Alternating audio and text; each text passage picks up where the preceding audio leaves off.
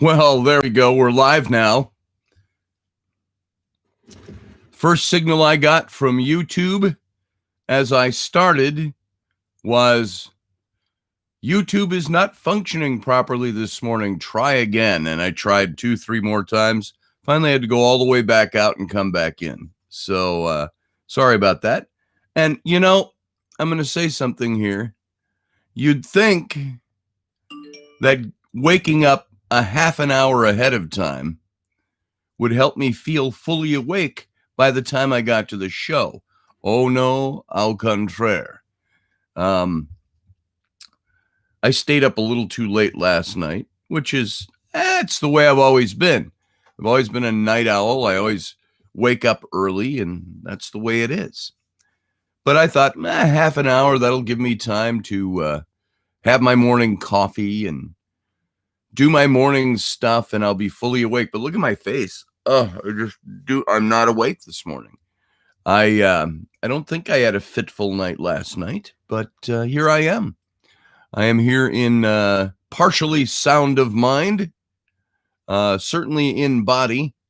I'm a lump on my stool this morning, and other than that, I'm here, and everything seems wonky this morning. Nothing looks right today. There you go. All right. So, hey everybody, Steve Clark, how you doing? Good to see you here. And Lucky Stone, you hear but you can't see the chat. You're on your phone, you forgot your glasses. I left my glasses in my chiropractor's office the other day, Friday. And of course, he's not in on Saturday or Sunday, and he's not even in on Mondays. So I think it'll be Tuesday before I find my glasses. So I've been going with an old pair of glasses. Where'd I put them? I don't even know where they are at the moment.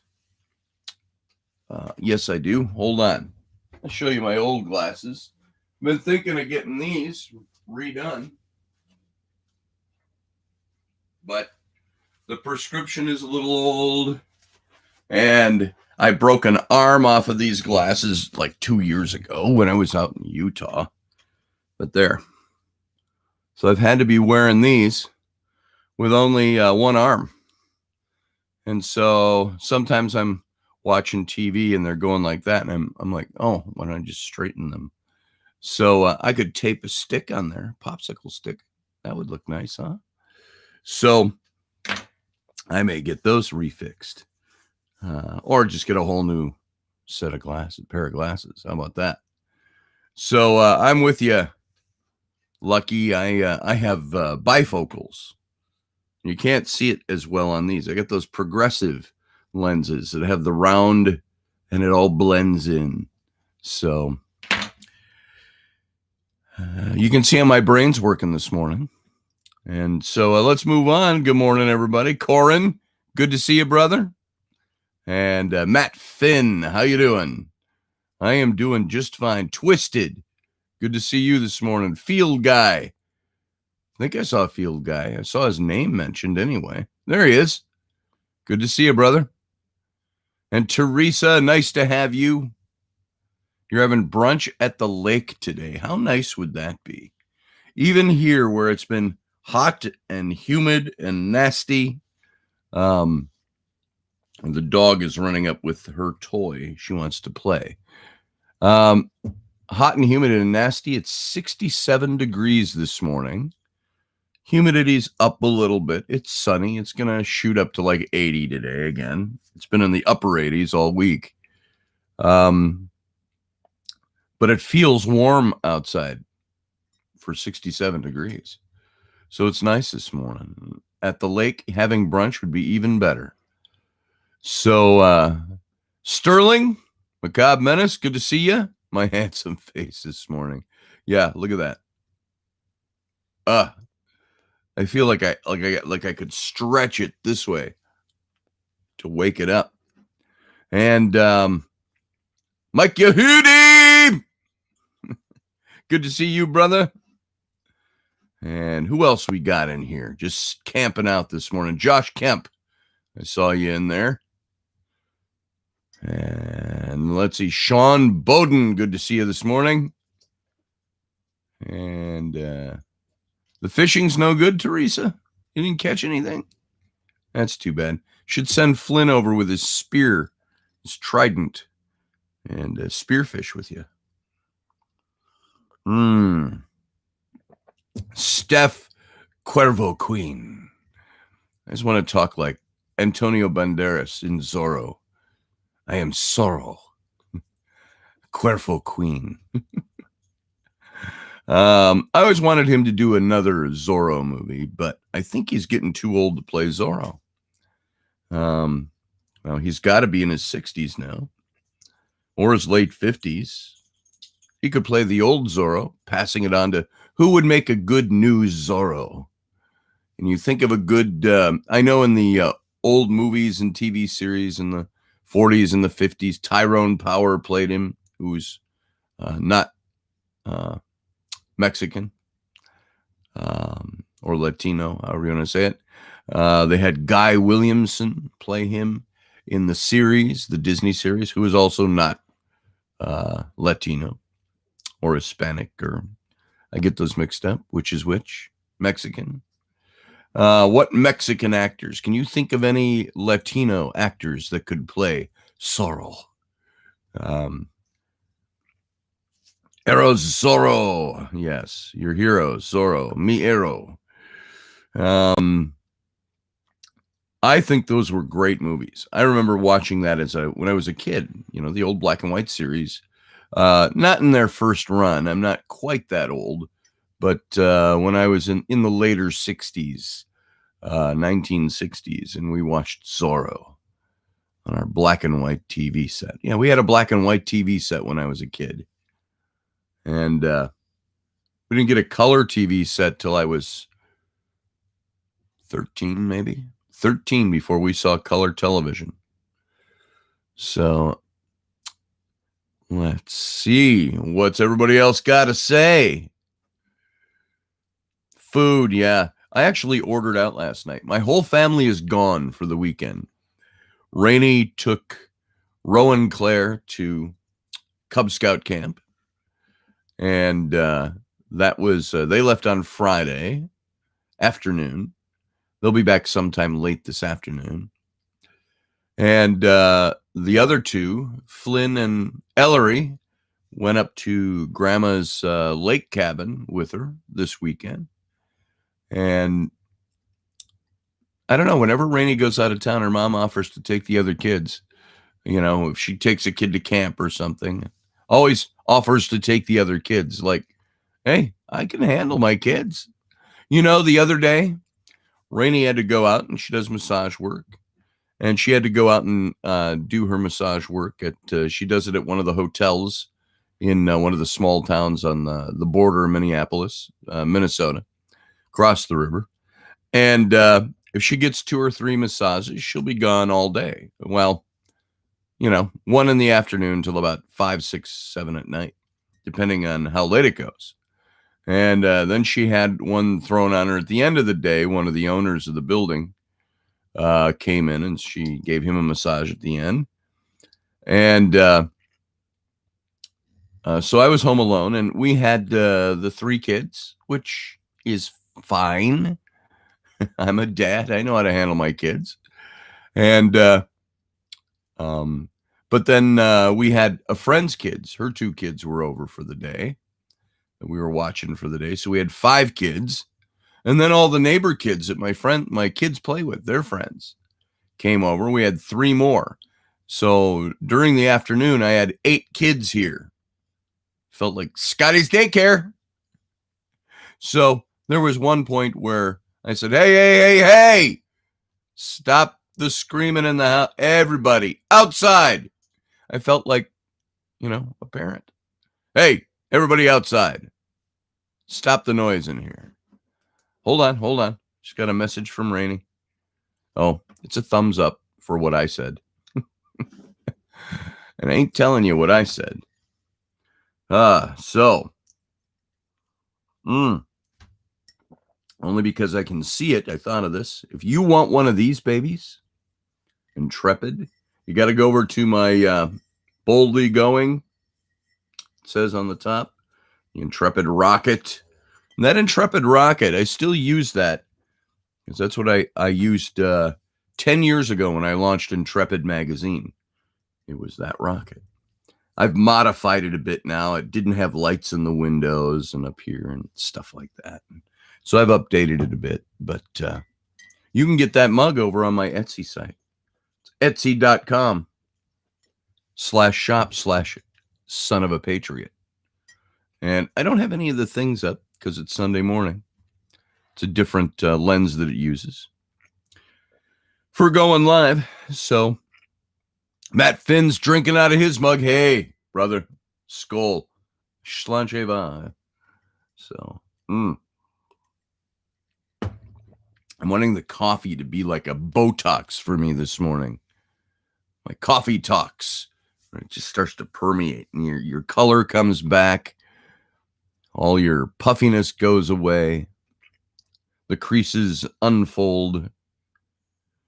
Did I watch Unidentified? I did not. I don't even know what that show is, brother. Josh. So I'm going to have to go look up what that is. Would that be anything to do with UFOs or, oh, there you go, UFO. So Josh Kemp says a little whiskey. Yeah, there have been days. But whiskey, if I drink too much of that, I get sleepy. So I need to wake up.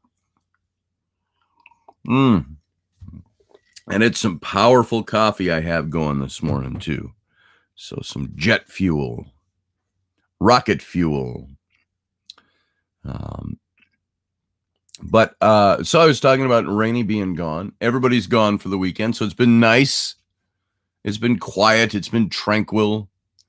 And getting stuff done, cleaning up the house a little bit. You get 3 little kids running around here all the time, and we're constantly following them cleaning up. As much as you preach to your children, lo, it is your responsibility. It is your character in the building that will cause you to look around you and notice that, lo and behold, I have left a mess.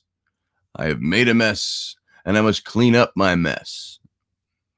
And I always tell my children, hey, I said, if you don't make a mess, you won't have to clean one up later. So you're always complaining that I'm asking, mom and dad are asking you to clean up your messes.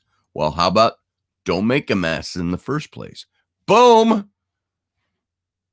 If you unwrap something, let's say, we got a big snack box out on the shelf in the kitchen. They can grab a Pop-Tart, individually wrapped Pop-Tarts. They can go grab, there's candy bars in there. There's granola bars and things like that. But the little one's really bad at it. Or they go to the freezer and deep freeze in the garage and grab a popsicle. Little one is like popsicle wrapper. Whoosh, throws the wrapper. Been on her for that. Now she's 5.5, 5.5 plus. And for a year, I've been telling her, stop throwing your wrappers on the ground. She still does it. Then gets mad when I make her go pick up her wrappers. She growls. And I say, don't growl at me. If you hadn't made a mess, you wouldn't have to pick one up. Throw it in the garbage when you take it off your popsicle. But then the older one does it too. Not so much Flynn. And he's about 11 years, almost 11. He's pretty casual about that. He does things. He hates cleaning up. But he's gotten the message. If I make a mess, I'm going to have to clean it up later. And everything. You ask the kids, all right, everybody stop. Everybody's got to take 10 minutes and pick up the living room. You've made it a disaster.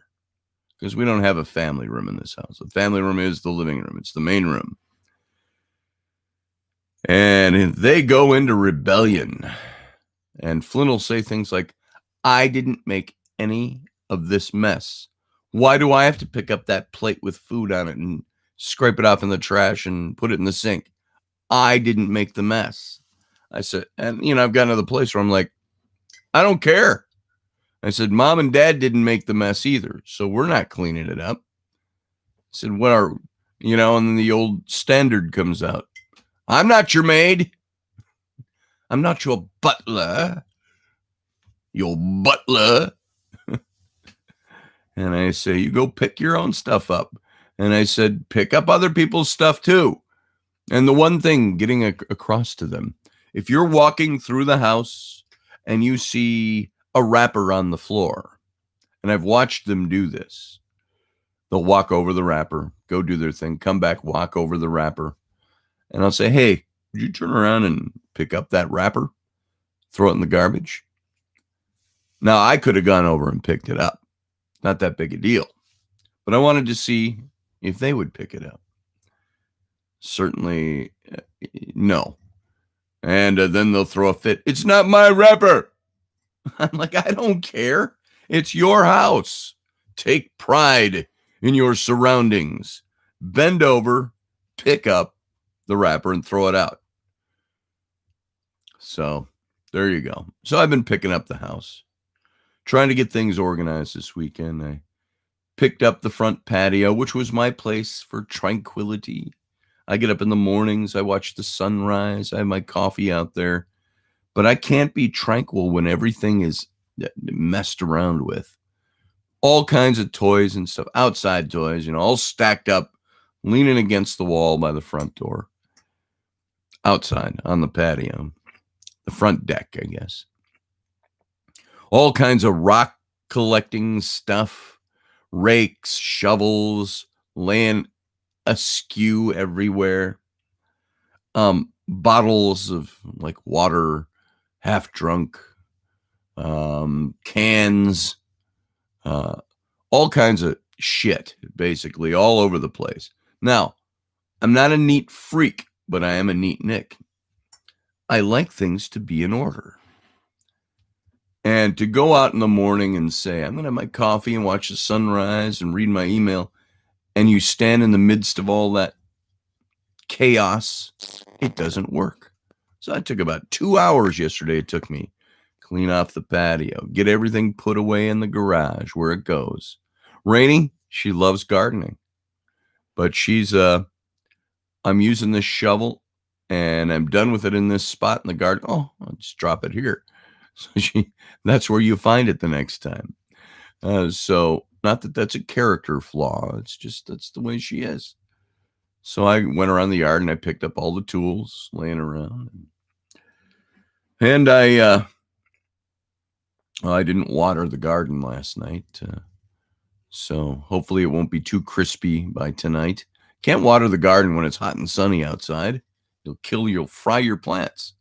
So you got to wait till the sun goes down or is low in the sky. Let's see. Just looking through here. What? Dog's whimpering at my feet.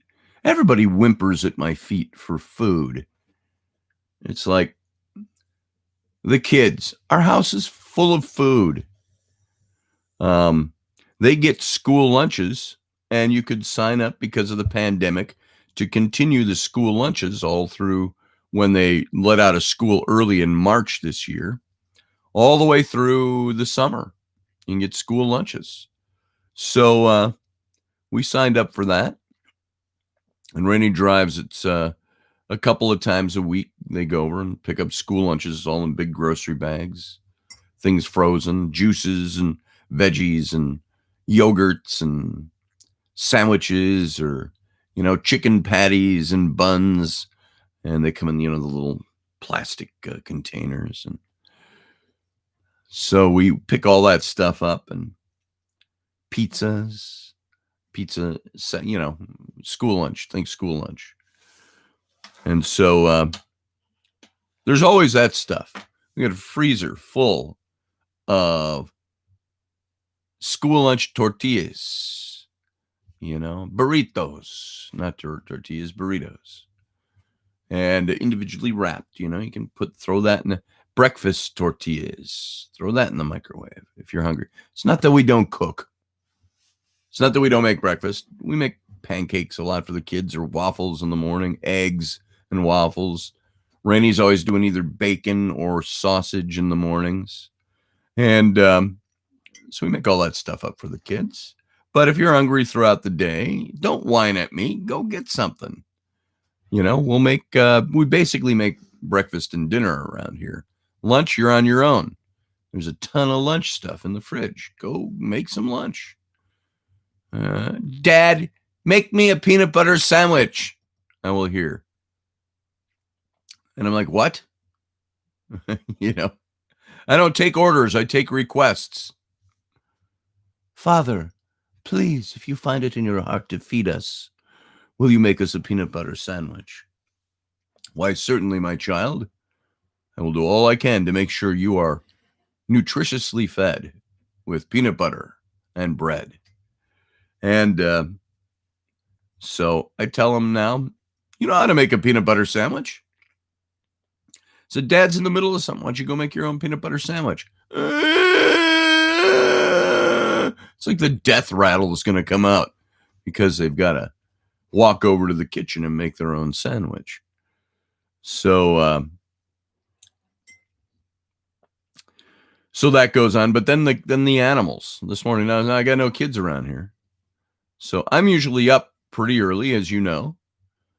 Between 4 and 5, I wake up on a normal basis. And I'm up and I come downstairs and the cat's down there attacks me at 4:30 in the morning and begging for food. Big fat black cat who we've been trying to regulate his diet for 6 months.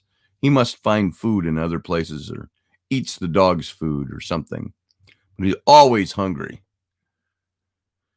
And I'm like, I look at him as if he can understand me. I think he understands my tone by now. I'm like, no, it's too early to eat. Stop bugging me. Then he goes and camps by his dish is in the downstairs bathroom is where we keep his dish. So he'll just camp out in the doorway of the downstairs bathroom. Just lay there all sullen. And every time I walk by in the hallway, he's like, nah. It's like, it's the only time he talks to me is when he wants food. So, and then I start putting it together this morning. So I wake up late because I stayed up too late this morning.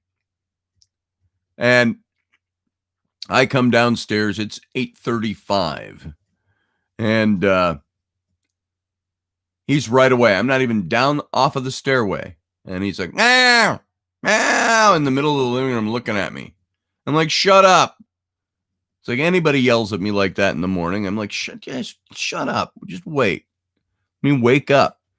I got to make my coffee. So I get my coffee going. I walk over to the bathroom to feed him. And he sits on the floor next to my feet. Meow, meow, meow, meow. And I'm like, dude, Oscar is his name. Enough. I got it. I'm on it. And then when I put the food down in the dish, he bum rushes me. Almost knocks the thing out of my hand. He's like, oh, you get my face in there. I'm like, just wait. So I try to fake him out sometimes. I go, here you go. Whoa. And I get it over in the right spot. And, but while I give him a mix in the morning, I give him a third of a cup, which is really, it's only that big. That's shallow. A little third of a cup of dry food and a half a can, a little can of soft food. And I mix those together. He gets that in the morning. He gets that in the evening. And so I mix that together. So he gets all in all, maybe 2/3 to a cup of food a day, right in that range. Total. And he hasn't lost any weight. Just fat. So he must be stealing food from somewhere. But while I'm mixing it, I mix the dry food in with the soft food.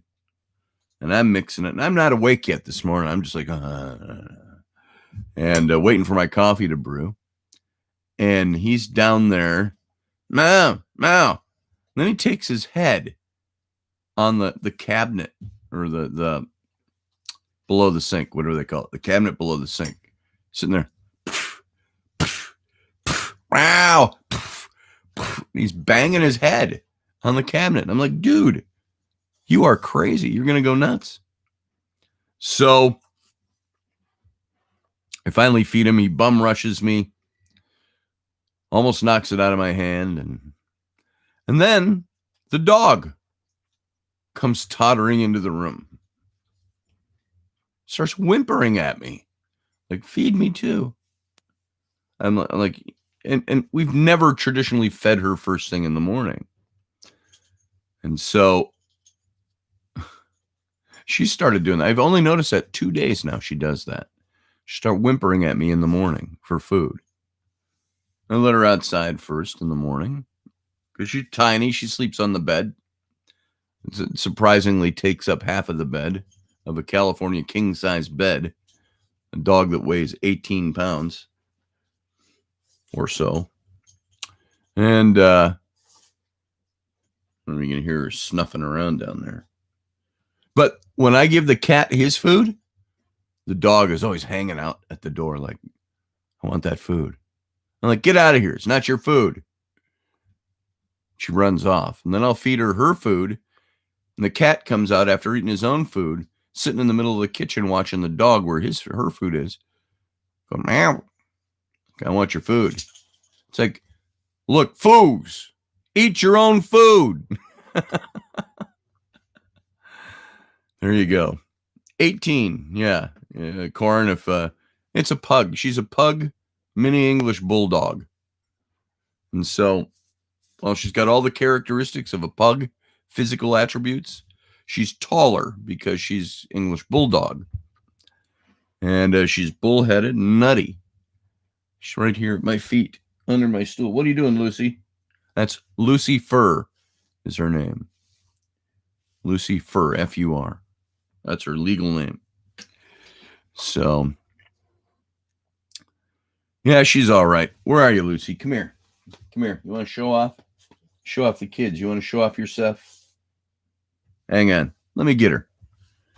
I'll show you Lucy. If you haven't seen her before, some of you have. Come here. Come here, dumb dog. No, you're more than 18 pounds. Whoa, you're a lug, is what you are.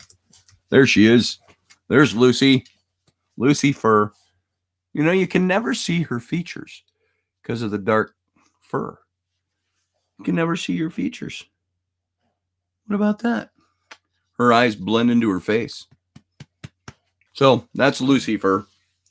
And she's definitely more than 18 pounds. It was a shot in the dark when I said 18. Lucy, look at everybody. Bark. Bark. Bark. Go get him. Go get the cat. Go eat the cat. So, that's my dog. She's all right. She's 3 years old.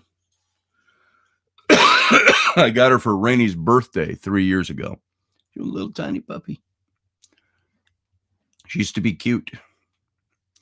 So, smelling something weird. I'm smelling like cat pee. The cat must have just gone in his cat box or something. That's one of my rules for having a cat. If my house ever smells like cat or cat box, gone. I don't care how much affection we have for the animal. We love that animal. That animal is part of our family. That animal will be gone as soon as I start smelling anything in the house. Like if he sprayed in the house or anything like that, he'd be a wilderness cat. I would drive him out like 50 miles from here and deposit him in the farmer's field somewhere. You go take care of the farmer's barn. Oh, how cruel. I can't believe you would do that. I'd rather allow him to have a wild, feral life than to make my house smell like cat. That is something I will not put up with. And every now and then I catch a hint and I'm like, then you find he like peed in the laundry or something. It's like, what the fuck? Pardon me. Sorry about that. That's how it normally comes out. What the hell is your problem? I wish you could understand English. I wish you had reason and rationale so I could insult you. He'll pee in like a load of towels, that's you take all the towels out of the bathroom and say it's time for a new round of towels, and you throw them all on a pile on the floor so you can take it up to the laundry later, and he'll pee in it. It's like, what's your problem? You got a cat box 6 feet away. Of course, they don't understand that, and it's reasonable. Yeah, Field Guy, you are absolutely right. Cats are assholes, and they know exactly what they're doing. He's like, you don't feed me on time. I'm going to pee on your towels. Yeah, watch this. And so, yeah. Macabre, what the fuck is great English, Scotty? Yeah, I don't know. What is great English? I love, and we've been through it before, I love the word fuck. I love the word shit. I love the word goddamn, because I use them all the time.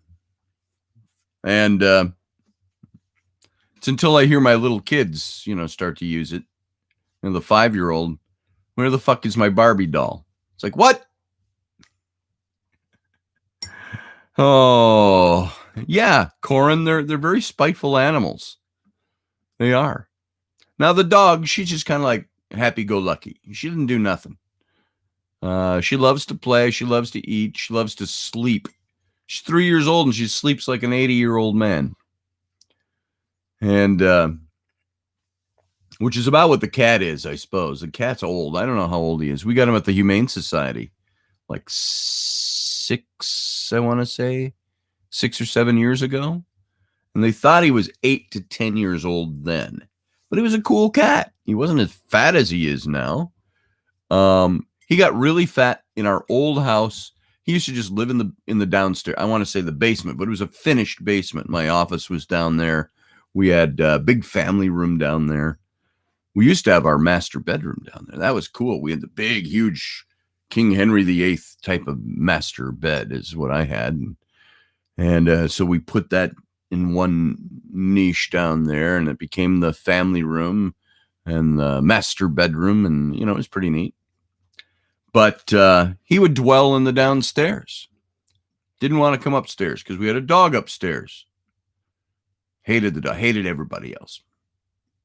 He was just like, I'm staying in the basement. And there he was in the basement all the time. And he got fat over that, like 5 years we lived in that house. And he got fat in the basement. And so he's a big fat black cat now. But he's probably about anywhere from, I would say, 13 to 18 years old, something like that. He's got gray hair. He's so fat. My cat is so fat, he can't clean the back side of his lower back. So you got this matted, Rastafarian dreadlock looking hair on his lower back, from about the middle of his back down to his tail. And I got to shave it off. He's so fat he can't clean himself back there. He can't groom it. Fat cat. But he's a cool cat. He likes me. He's my cat. And I don't like cats. Why does the Bible hate dogs so much? I always thought it was an allegory for slaves, Assyrians. I don't know. Does the Bible hate dogs? That Middle Eastern culture doesn't appreciate dogs. You go to Egypt, they hate dogs. It's like Muslim law. You can't have a dog in the house. Muhammad must have hated dogs or something. Because dogs, you can pet them, you can throw them a snack every now and then, but dogs live outside. And they shall not. They're dirty animals. They're halal. I think halal is what you can't have. And so we used to make fun of some of the stupid inspectors we had when I was there, that John and Maria had from Gebel El Silsila, the Komombo Inspectorate, come in and, Stupid people. And John always had his dog, Dr. Carter. Think of John Carter, the discovery of King Tut's tomb. That was Dr. Carter. So he always introduced the dog as Dr. Carter. That's Dr. Carter. Oh, he is Dr. A. And he'd always come over and say hi and wagging his tail. And they're all like, he's dirty dog. No, he's not a dirty dog. So, haram, that's the word, not halal. Halal is the clean. Haram is the not clean. And yeah, you're right, Tracy. Haram, forbidden. And halal is when it's clean and accepted, blessed. And so we always had fun with the dogs over there. Not deliberately to mock anybody. It wasn't done to mock religion or anything, but we just thought it was funny that the Egyptian workers, if they're out working, they would pet the dogs and stuff and love them up a little bit. But at the same time, boy, he shouldn't get too friendly, and you certainly don't let him in your house. So you've had cat and dog without knowing what you were eating. I hear cat is stringy. Ugh. It's like an old friend of mine, long time ago.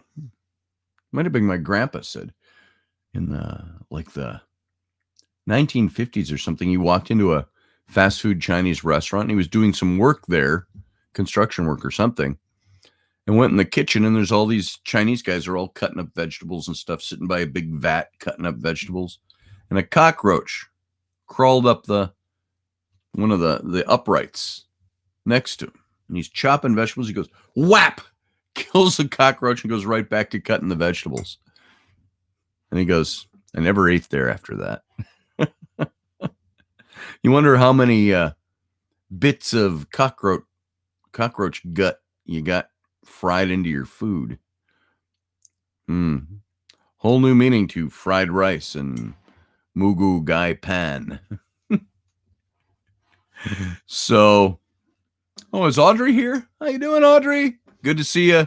Congrats on the new job to Audrey. She's started a new job. So that's fantastic news. Good for you. So that's enough of my pets and enough of my children and enough on my house. See, this is a very stimulating show this morning, isn't it? So like when I say during the week and I announce Sunday morning, it's Sunday, and I said it's not a radio show. It's casual. That's exactly what it is. It's casual. Casual day on the radio. And where's your blue wrench? Says Macabre.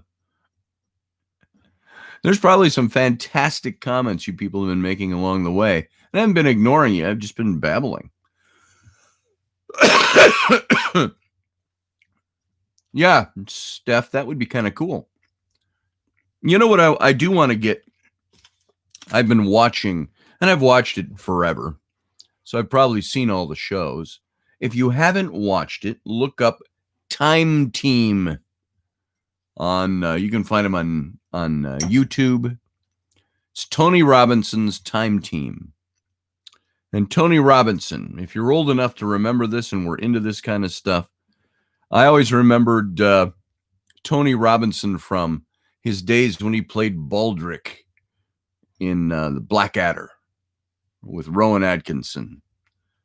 And greatest show ever, says Field Guy. I don't know if you're talking about Blackadder or if you're talking about Time Team. But Time Team, they came out, 1992? Something like 92 or 93 or 94, right in the early to the mid 90s.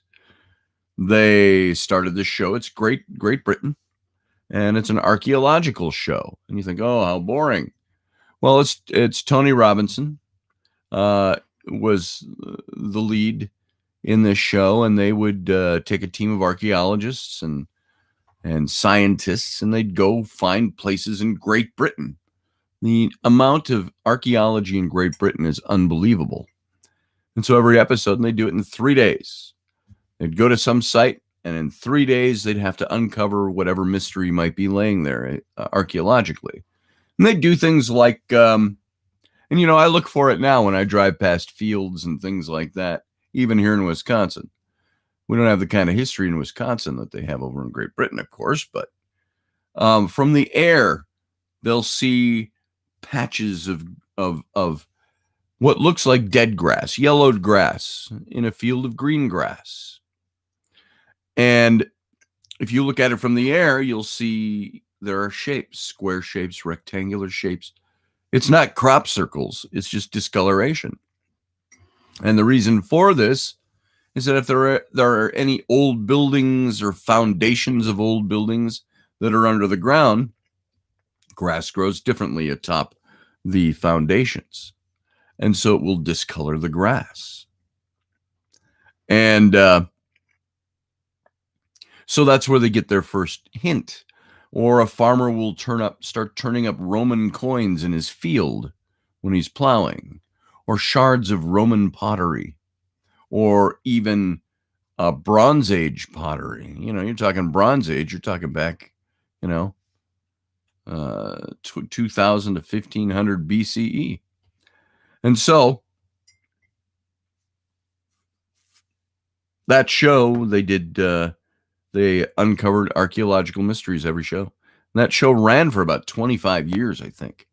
It was not canceled. They just discontinued it a few years ago. But I watched those reruns. And if I'm sitting home at night and I want to binge watch something, or I'm working in the kitchen, or I'm doing something, I'll turn that show on. I sometimes have it going here on the computer when I'm working, but when I'm drawing, I can't watch. So sometimes I'll play it. But so I enjoy that show, and there was a reason I was going to bring that up, but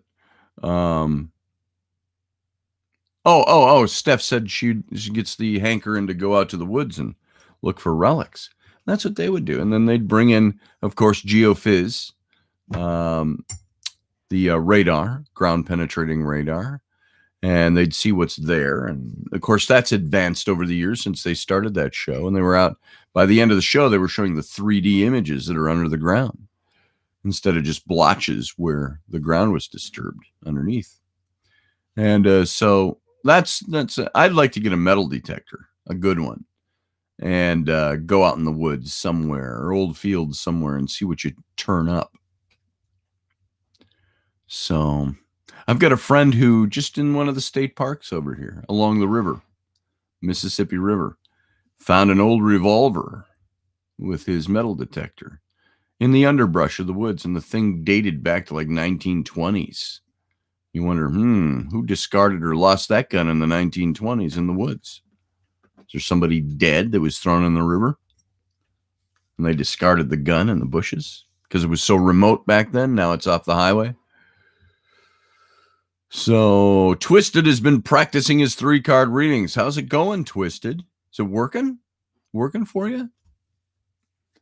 You feel like you're getting good response? Like I say, you don't have to be psychic to read cards, because you're not the one creating the message. You're the one delivering the message.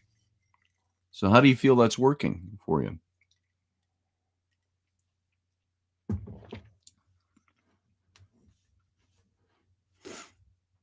Yeah, that's the Truth Field guy. They do throw guns in the Mississippi River.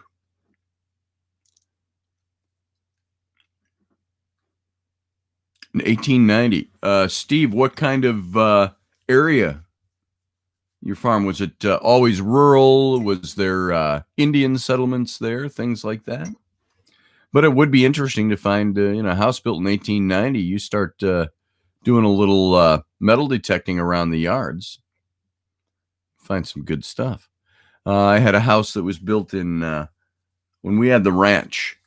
We had the old ranch house was probably around 1900 when it was built.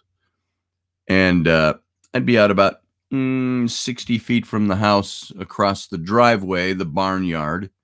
And I was clearing out the area there, the long grass, and to reclaim some yard, and we found all kinds of metal stuff in the yard. We didn't have a metal detector, but a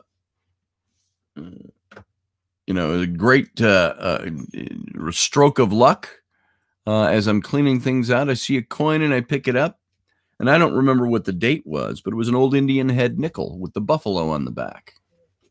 And I can't remember what the dates for those were, but early 1900s. Somebody had dropped that nickel, and I find it out in a field across from the house. Somebody lost a nickel out there. And I find it. I'm amazed at all the coins that people have lost over the centuries that you can find. You had old houses, Leslie says, that blew up. Love the relics we used to find in that field. I'll bet you did. Macabre says, Yonaguni Monument, submerged rock formation. Oh, yeah. I've seen divers, films of divers going on that. Buffalo is from 1913 to 1938. There you go. I wanted to say it was from the teens, was the date we could make out, but I'm not sure. But yeah, it was an old rock.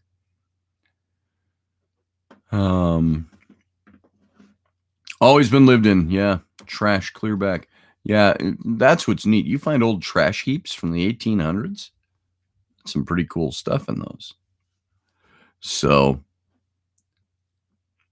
be interesting to find old foundations and things for buildings. We had that out on the ranch. We had a barn that had burned down, not while we lived there, but like 50 years earlier, and you couldn't see the foundations anymore until you were over in the grass, and you could make out, oh, how do we get? It's up on the hill. How is there silt already or ground already covering? It's funny the way the earth works. You have a foot tall foundation stones, and it's already covering over with dirt and grass. You got to dig down to reveal the foot, and so it's amazing how the earth works and buries things and just reclaims things. So you found Indian artifacts around here, says Steve. I know where a lot of old farms around here. Yeah, our area where we had the ranch was old Lakota territory. So Lakota or Dakota. And so I want to keep looking over here to grab something. I don't know what's in the back of my head. What do I need to grab over there? Oh, I'm thinking of grabbing my cards. They're over here. That's what that was. So, yeah, I would love to do some local archaeological work. And I think that that's just fascinating stuff as far as I'm concerned. So, yeah, the planet is fucking cool, Macabre. It's kind of like, I don't know, you ever get like splinters or glass or anything like that, something stuck in your skin when you were a kid, and you realize when you grow up and you go, what is that? It's like a pimple or something. A piece of glass comes out. You go, where'd that come from? Oh, yeah, that was when I was 8. And I skidded on my bike in the road and got broken glass in my elbow. It's still spitting it out. So there was a guy, when I was a youth pastor, we had one of the pilots that flew with Pappy Boyington. If you know that name right off the top of your head. Maybe if you're as old as I am, you watched the series Baba Black Sheep with Robert Conrad. It was about Pappy Boyington. They were Corsair pilots, fighters in World War II in the South Pacific. And but he was one of the pilots that worked with this old guy came and spoke to my youth group. He talking about character and stuff like that. And he talked about a time where there was something, not a big crash or anything, but he ended up in some kind of thing where, I don't know, a bomb went off and threw him, or his plane blew up, or he crashed it or something. He ended up head first in the coral sand, white sand beaches down there. And he said, even as late as, he says, that was back during the war in the 1940s.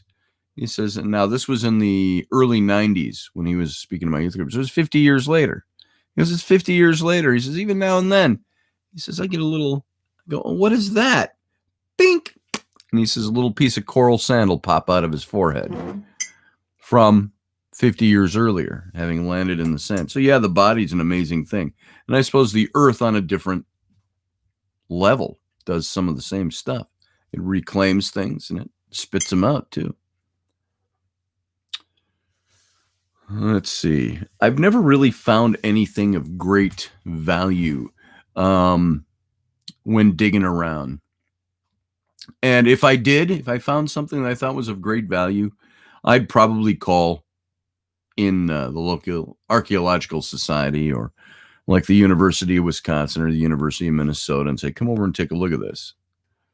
And because I'd want it to be properly vetted.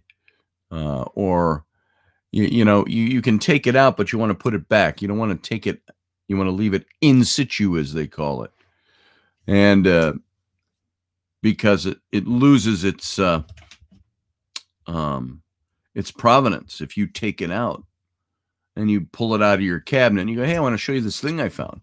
Well, you might know where it came from, but a university or an archaeologist, they have no way of knowing exactly where that came from. So it has to be recorded officially for it to make sense, for it to be workable and real, for lack of a better word. Hey, Michelle DeHaven.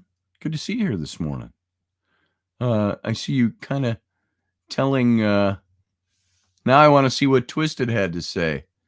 Got a pencil in my chest from a kid in the 5th grade, stabbing me with a pencil. Nice. It's only a pencil. It won't kill you.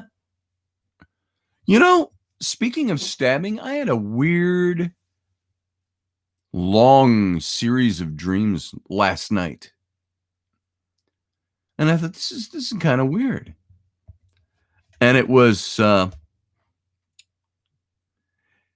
it seemed like it was Revolutionary War era in my dreams,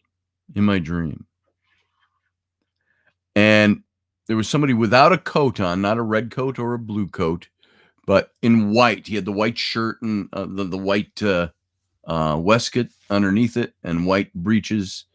And he had a musket and he was very close up, climbing over something, trying to stab me or shoot at me or he did shoot. And he grazed me on the back. I thought, oh, it's my kidney. He shot me right in the kidney, but he just grazed my back. And I ended up stabbing him in the throat with a knife. And this went on and on and on, this dream. It dragged on. All of these, I'd be in tight crowds of soldiers. And it'd just be obviously opposite. Nobody was identified. It wasn't even identifying what country or war it was. It just felt Revolutionary War era. And I was taking this knife and I was stabbing guys in the neck and just walking through the crowd, and nobody was noticing me because it was so packed and tight. And it was a weird dream in that I was killing all these guys. And I wasn't shooting at them from 50 feet away or 100 yards. I was stabbing them with a knife. And so I woke up and I thought, oh, wow, what was that? That was weird. Then I went back to sleep and it picked up again. It's slightly different. I don't remember the exact details of what happened when it picked up.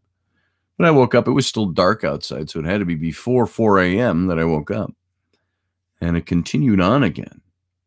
So it was an awfully strange, it seemed like a very long dream. But that was the core of the dream, was me stabbing all these guys in the neck. That was like, it's not because they were all threatening me, it's because they were all the enemy.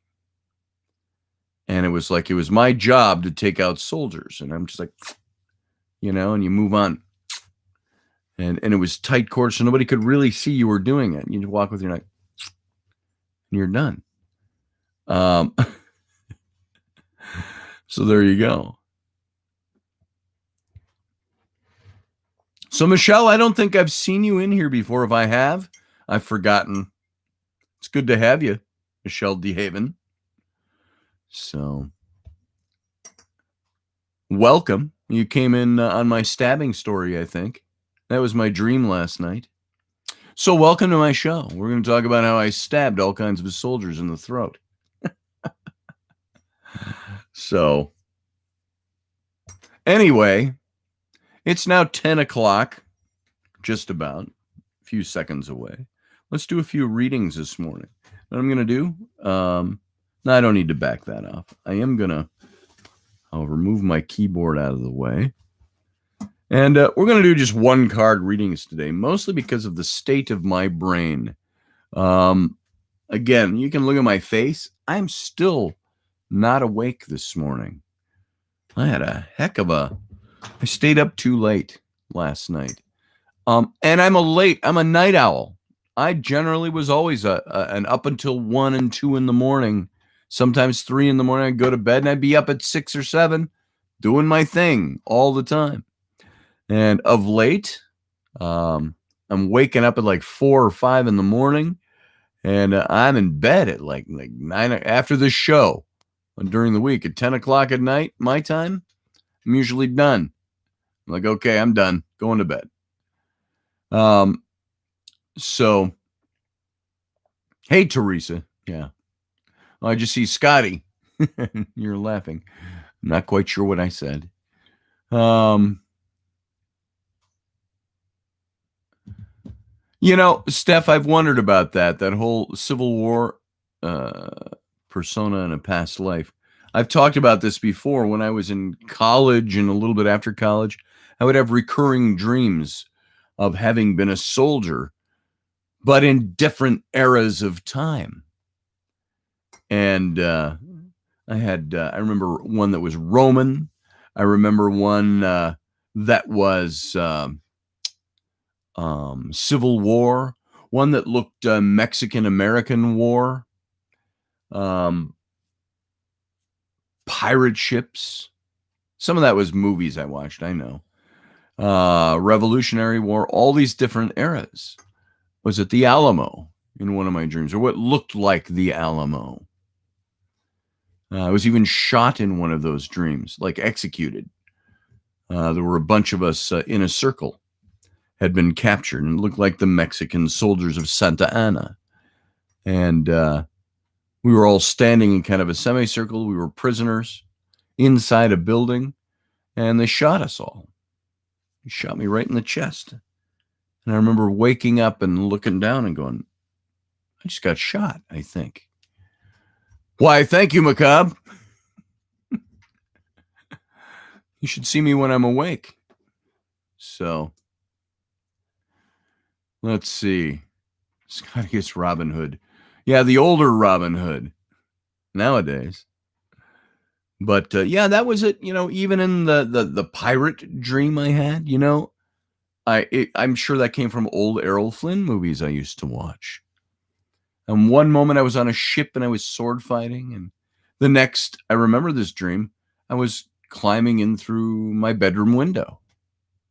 Modern day, but dressed the same way. I had, get this, I remember this dream. I had white shirt, and it was open down about halfway. You know, the poofy sleeves. Not like the Seinfeld poofy sleeve shirt. Not Renaissance Festival-ish, but, you know, poofy, and it was open at the collar. And I had on white breeches, you know, the skin-tight breeches, and black leather boots up to my knee. And I had a rapier, a lot like this one, in my hand. Well, I think it was more like this one. There's a lighter weight rapier back here. And I remember that. And did I get stabbed in that one as well? I don't think so. But I came in through my bedroom windows, and there was a girl I liked. This was middle school when I had this dream, gauging by the house that I remember in the dream. A girl that I liked at the time, you know, we were all, 13, 14 years old at the time. But that was one of my dreams. And she was there with her little sister waiting for me to come back from the pirate ship. And I came in, I entered through my window. I have vivid memories of that. Hi, you're back.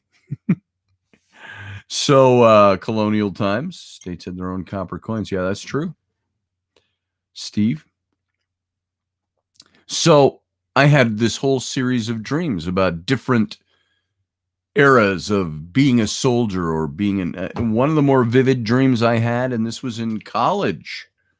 I remember I was thinking it was like Vietnam, and I was in the green khakis and I had the sleeves rolled up, no helmet, but I was on top of a roof and I was leading a bunch of children.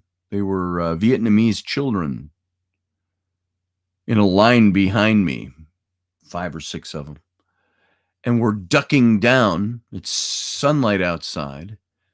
And you can hear some bombs going off or shooting. And you know, when you're on the roof of a flat top roof of a building, and there's a wall that's built of about 3 feet tall or something like that around the perimeter of the building, on the roof. And we're ducking down, and I'm telling them to all duck down, and we're running along this wall. Because over on the next building across the street, there were Viet Cong. They were wearing the rice paddy hats, and they had an anti-aircraft gun over there. And they're looking up in the sky, and they've got this gun pointed at the sky. And I'm assuming it was Vietnamese. It felt very Vietnamese in the dream.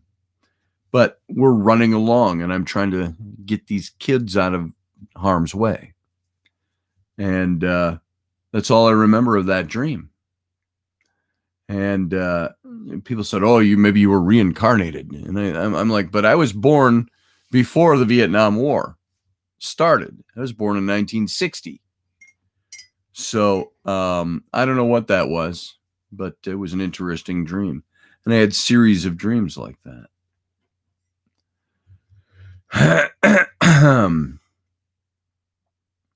So, see you, Teresa. It's too crowded. Maybe where you are. Okay, I got it. I hear you. You have fun driving. And let's see. What's Steffi saying? That sounds cool to Corin. Did you know that this year there is a ton of Bigfoot stuff available in Gettysburg? Really? Oh, that's interesting. And I've only been to Gettysburg once, and I was there with. There was an event going on there, and I was there. That's back when I was the editor-in-chief at Taps Paramag, which was the Ghost Hunters from Sci-Fi, their official magazine. And I was there at the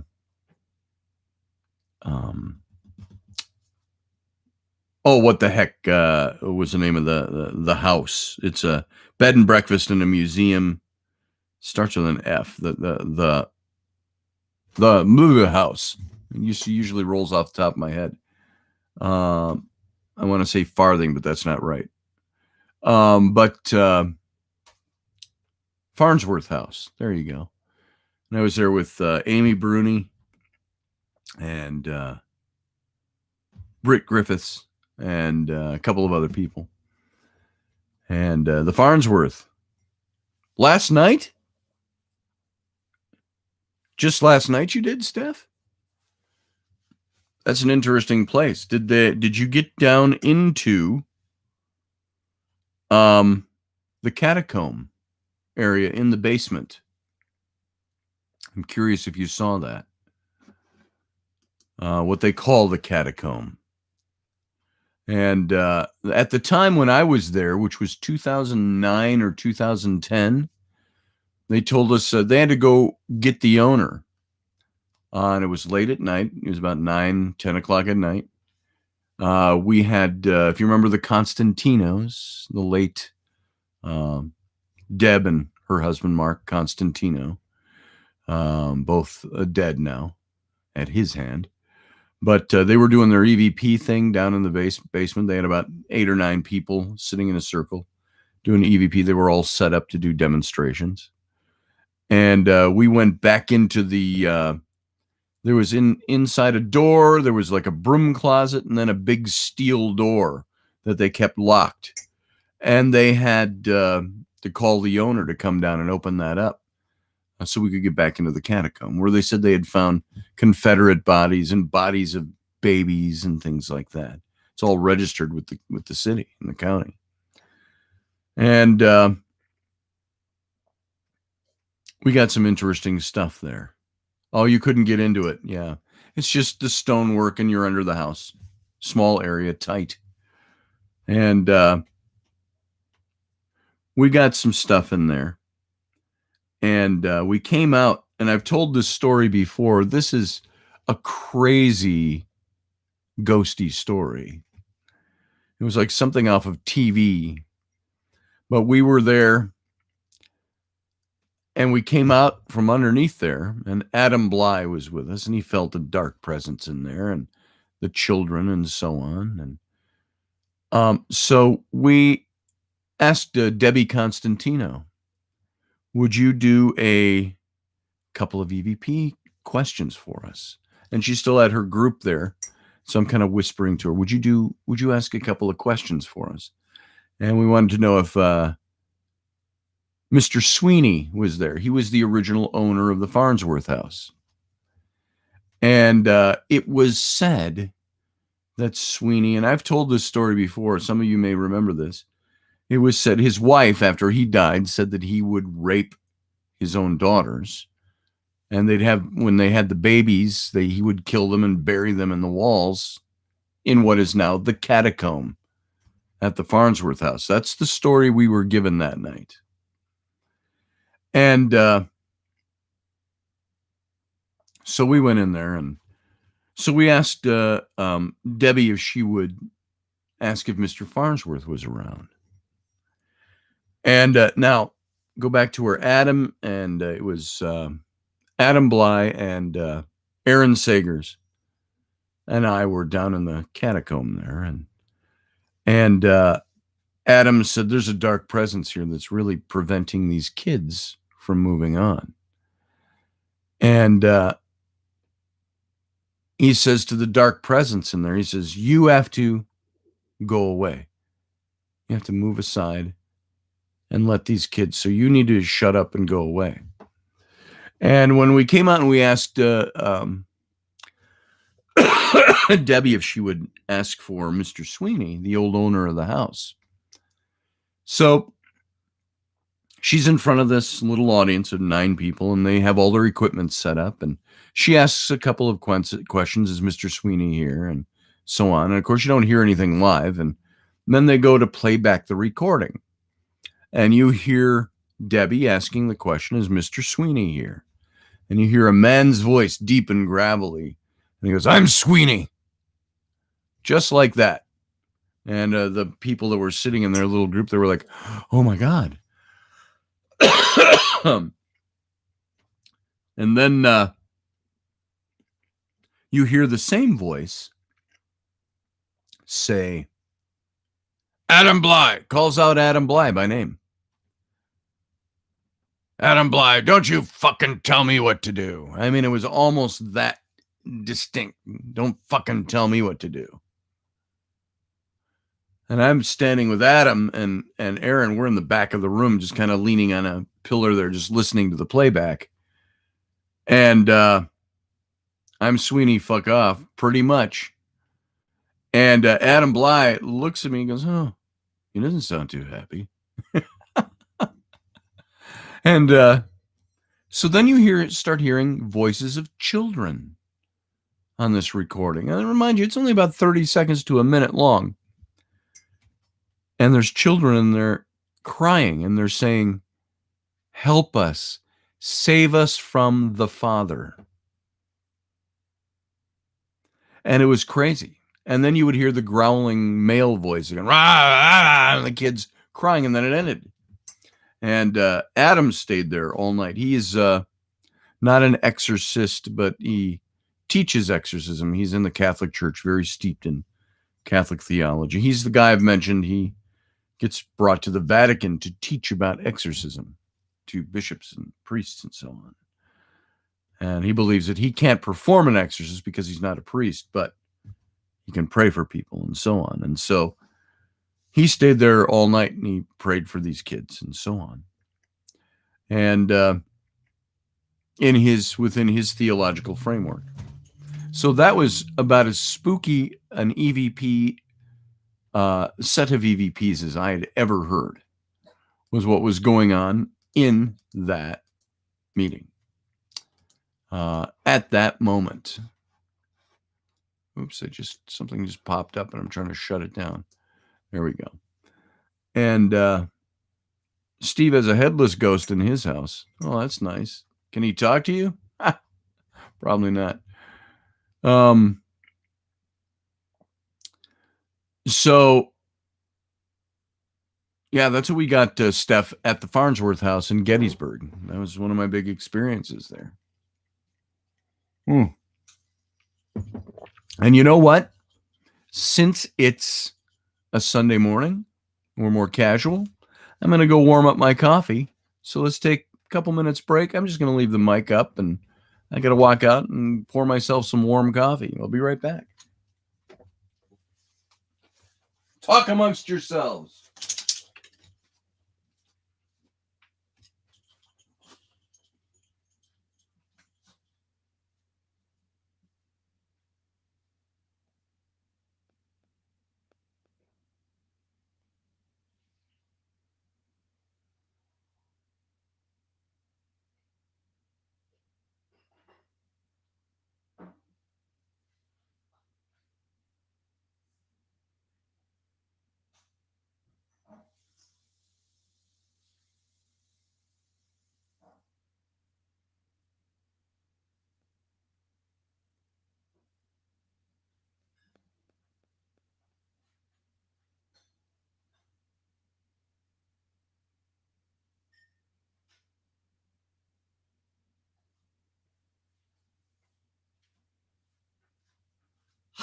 Coffee! Yeah!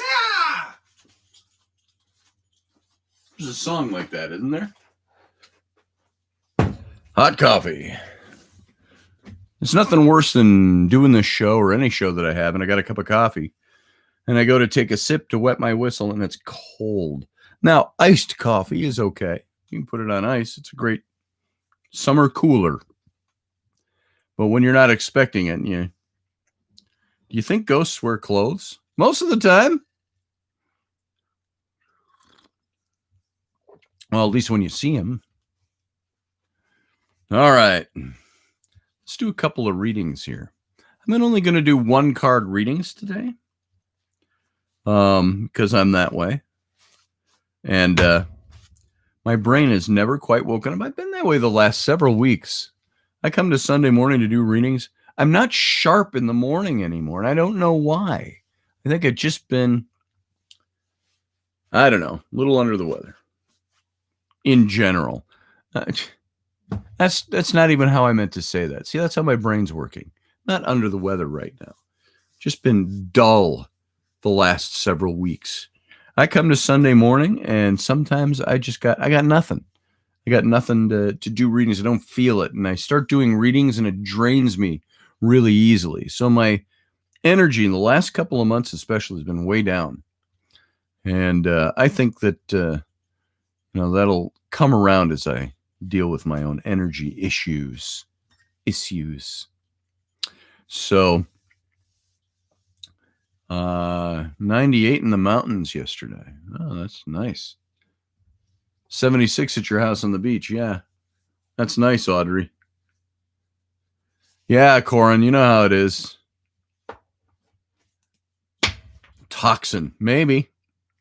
I don't know. I had this little lung infection going on for the last 10 days. Coming out of it now. But you know me, I've said it before. I've had a cough for 20 years. And it ain't just cigarettes. I didn't start smoking till 18 years ago. I was 40 years old when I picked up my first cigarette.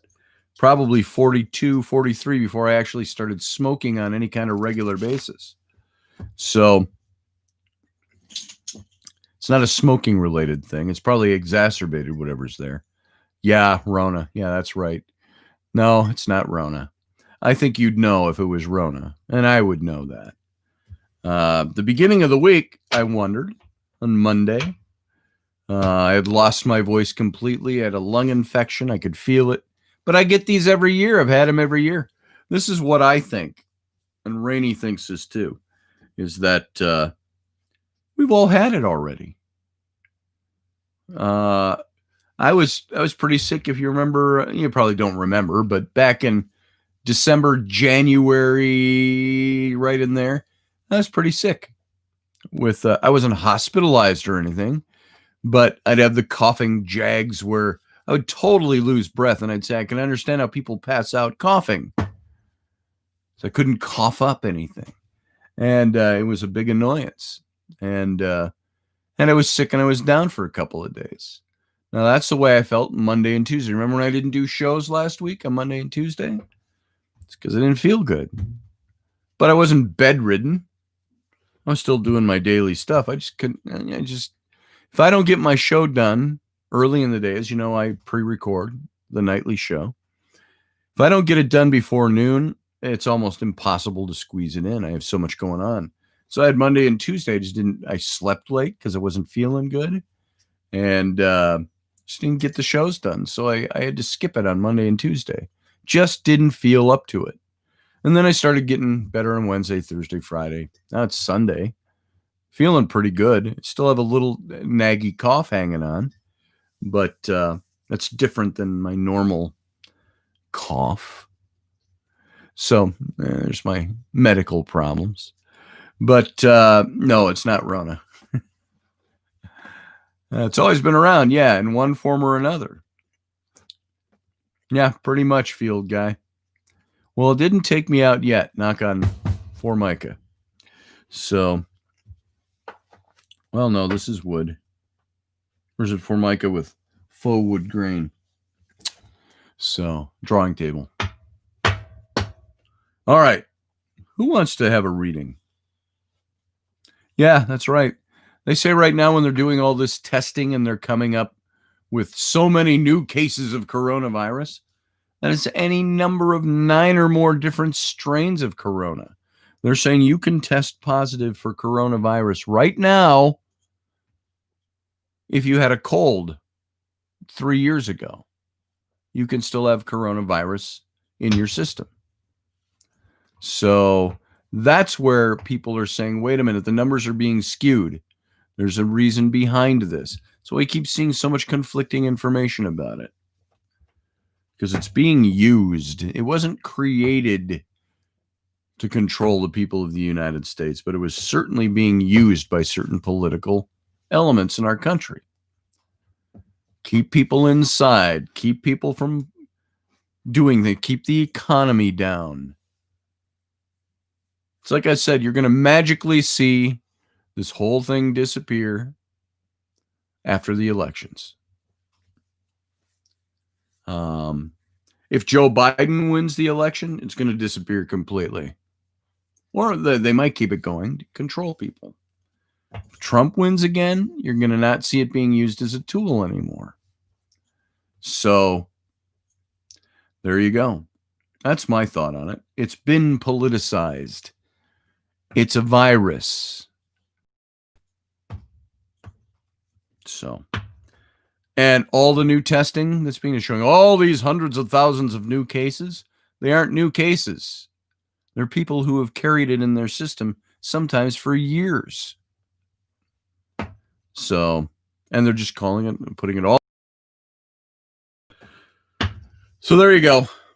That's what I think. So, if you would like a reading, let's do a reading. Oh, I'll do a card reading for Steve. Now we're doing single cards today. So let's start off with Steve.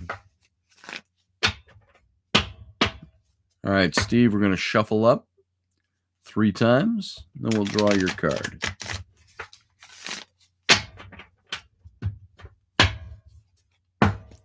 One more. And if you were here, Steve, I would have you put your hand to the deck and cut it. And I will do that on your behalf.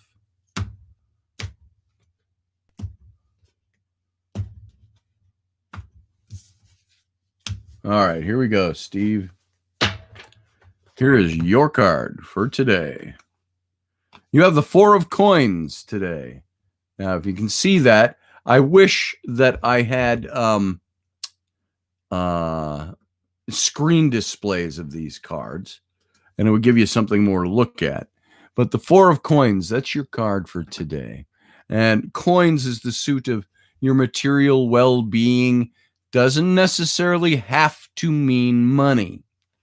Remember, in the old decks, it was pentacles, and they changed pentacles to coins in some of the decks as just a more current way to think of things. But this one is definitely financially based. It's talking about a gift or an inheritance, or possibly through your own business acumen or your own projects, the things that you put your hand to, you're on a path that's leading to material and financial security. And it's going to be a pleasant time. It's a pleasant thing. And this speaks to really your ability for hard work, your dedication. These are the things that are going to bring about material success for you. It could deal with, this is in your current, so it could deal with a current trade or a proposition or a commercial venture that you're entering into, and it's adding almost a deeper significance to your life. It's something that expands who you are. It's not just getting a load of money dropped in your lap. It's the idea of having something that's expanding who you are. That would be as if it like it were in my case. Let's say DreamWorks picked up one of my properties that I've written and created and wanted to use it as a motion picture. There's a lot of money in that, but it also expands who I am. It's my creativity. It's the thing I've put my hand to. And so this is talking about financial rewards for the effort that you put in. You're going to triumph, but the victory is a bit hollow if you only see it as monetary gain, because it's deeper than that. And it stands for security, for stability, your presence of elemental balance in your life. And it suggests being smart, being frugal, and you'll have frugal with what you have, and you'll remain on a strict budget, but the security of having a positive outcome is tied into this. It also can indicate that if it's an inheritance, always somebody has to die in order for you to inherit something, generally speaking. So there could be loss associated with it, the loss of something. It doesn't have to be necessarily a grieving loss. It could be the loss of an old way of life, a loss of a job, a loss of this. You know, you get it's like getting a huge severance package comes when you've lost your job. So something like that. So this is just saying there's some financial security. Stick to your strengths. Avoid excesses, and be reliable and resourceful. And you can achieve leadership. The power, I'm not talking about great, phenomenal cosmic power. I'm talking about, power and wealth that come through effort and sacrifice. So sacrifice is the word there. That's what, like if it's an inheritance, there's a sacrifice of somebody that was near to you, that leaves you something. Sacrifice in, I've given up these things in my life to get where I am, to make this happen. And now it's expanding your life. So it's basically, that card is saying you're kind of entering into a time where life is going to expand a little bit for you. So there you go. Hope that's helpful. Hope that hit the mark with you. So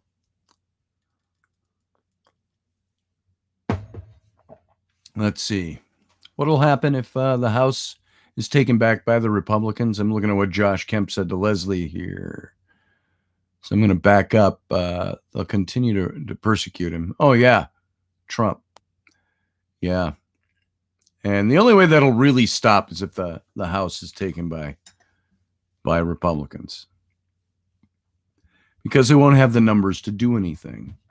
I think that's the big thing here. I believe Trump will win again. I believe we're going to see the House lost to the Democrats. And I think it would be good for Trump to have a second term with a House that's not always trying to impeach him. Okay, Tracy and then Josh. Okay, Tracy Roberts, you're next, and then Josh. I didn't even see Josh come in. Which Josh? Is it Josh Burns? I don't even see Josh. There you are, Josh Kemp. Oh, okay. Okay, so Tracy Roberts, then Josh Kemp. Here we go, Tracy. This is for you. So let's just shuffle up for you.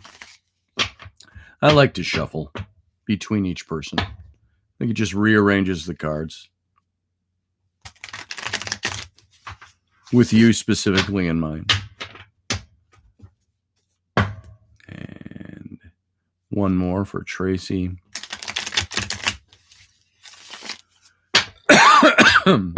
See, that's the kind of cough I have right now. Just naggy. Okay, I'm going to cut this for you, Tracy.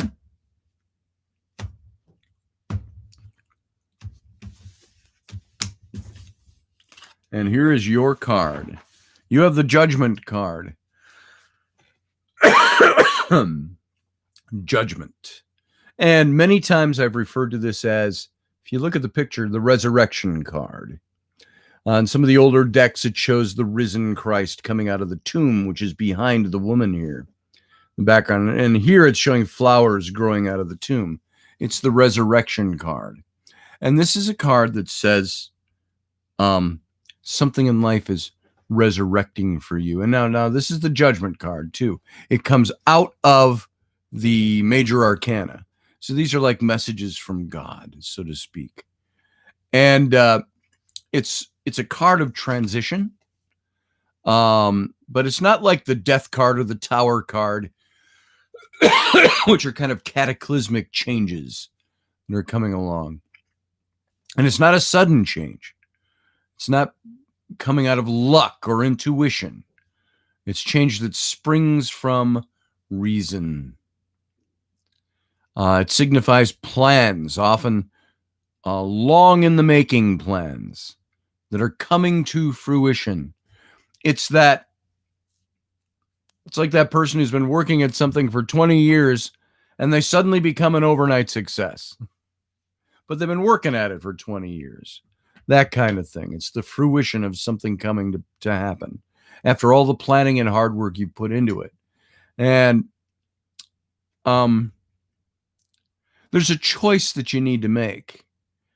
So you got to ruminate and let your mind kind of guide the decisions that are ahead. See, I'm very dry-throated right now. I start talking more. That happens. So even though I've been talking all morning. So be prepared to take a major decision. Make a major decision in your life. And one that's going to shape really kind of the next chapter of where you're heading. And it's based on everything you've put in up to this point. So your past is full of good work that you've done. It's the process of your liberation from those experiences that's ongoing now in this card. You're beginning this new chapter, so to speak. And the present has arrived at your doorstep. The past is relinquishing its hold. And it's the best time to change an element of your lifestyle. And that's why it's the Resurrection card. It's the card of saying, all this stuff has gone on. And whatever you got going on, Tracy, there's things that have happened. You've brought yourself through. You worked yourself through. It's been your good work in the process. Sometimes you have to put to death old things, but then life resurrects into something new. And it's really the fruits of your decisions that you make now on things. That's what's coming. The fruit, the payoff for the decisions that you're making. And you're going to receive what you deserve. The things that you've worked toward getting. The path at your feet, your direction that you're heading. It's going to become a lot more clear. And you're going to see your ultimate wishes in these things start to happen because you put the time in. The Judgment card is really representative of some sort of change, transformation in your current life, in your current things that are going on. And it's likely one that it's probably already occurred and you're in the middle of it now, because this comes up as your current. This is who you are right now.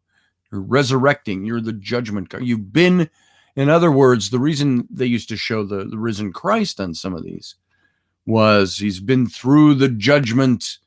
He's been tried. He's been executed. And now he's rising from the dead.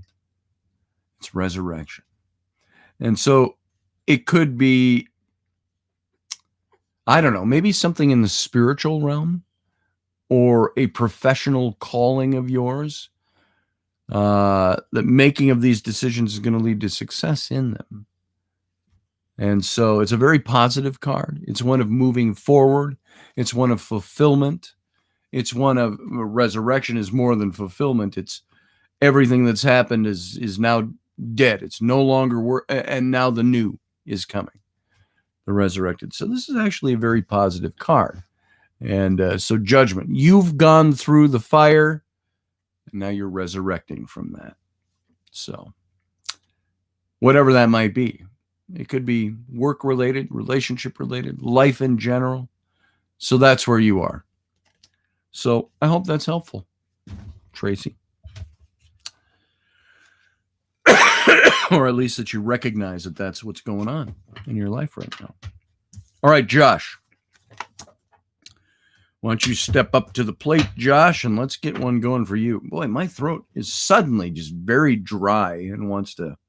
That's what I get throughout the course of the day. 1 or 2 times a day, I'll get this big, dry, coffee hacky spell.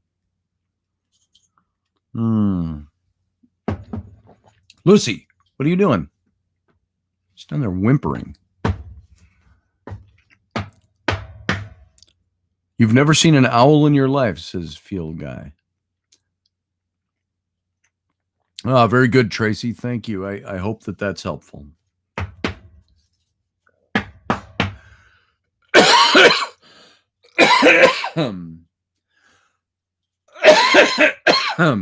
All right, here we go. This is for Josh. Josh Kemp.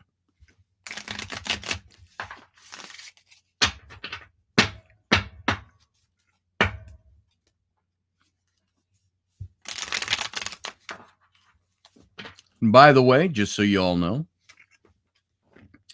I do readings for pay during the week. Anytime, if you want a reading, just go over to my website, scottallenroberts.com. Click on the tarot link. And you can get a 5-card to a 10-card reading. We're all there already. You just sign up, make your payment through PayPal, and we'll schedule you a time. Okay, let me do this one more time. All right, Josh, here we go. I'd have you cut the deck if you were here, doing that on your behalf.